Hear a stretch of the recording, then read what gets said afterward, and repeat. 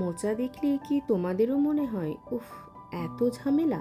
থাক বাবা, 1 মিনিট। আজকের ভিডিওটা দেখার পর কিন্তু সেই কথাটা আর বলতে হবে না, কারণ আজ বানাচ্ছি এমন একটা পাতুরি যা একবার খেলে মাছ মাংসকেও সরিয়ে রাখতে হবে।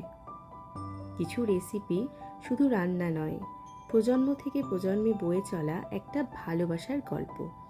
আজ বানাচ্ছি আমার শাশুড়ি মায়ের হাতে শেখা মোচার পাতুরি।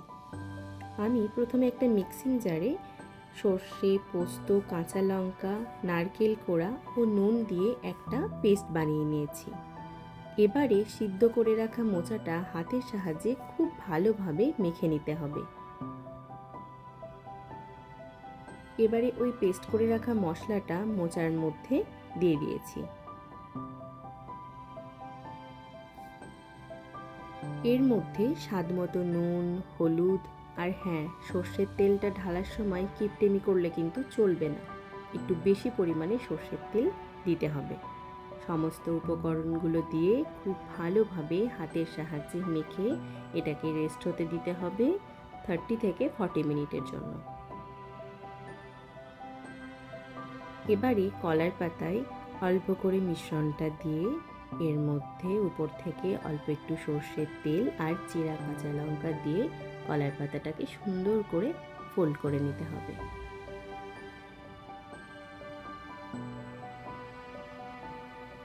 ফোল্ড করা পাতাটা আমি সুতোর সাহায্যে বেঁধে নিয়েছি, নাহলে রান্না করার সময় পাতাটা খুলে যেতে পারে।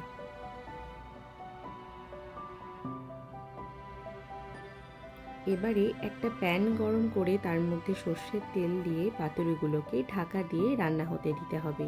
প্রথমে 10 মিনিট, তারপর 5 মিনিট।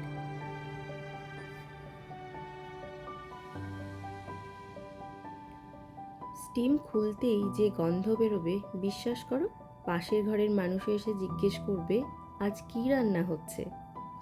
কলার পাতায় মুড়ে ধীরে ধীরে রান্না করলেই বেরিয়ে আসে এর অসাধারণ গন্ধ।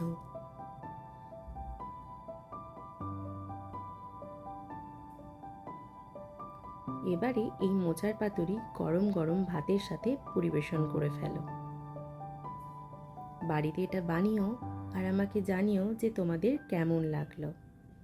আজকের ভিডিওটা যদি ভালো লাগে একটা লাইক করে দিও, আর এমন সুন্দর রেসিপির জন্য চ্যানেল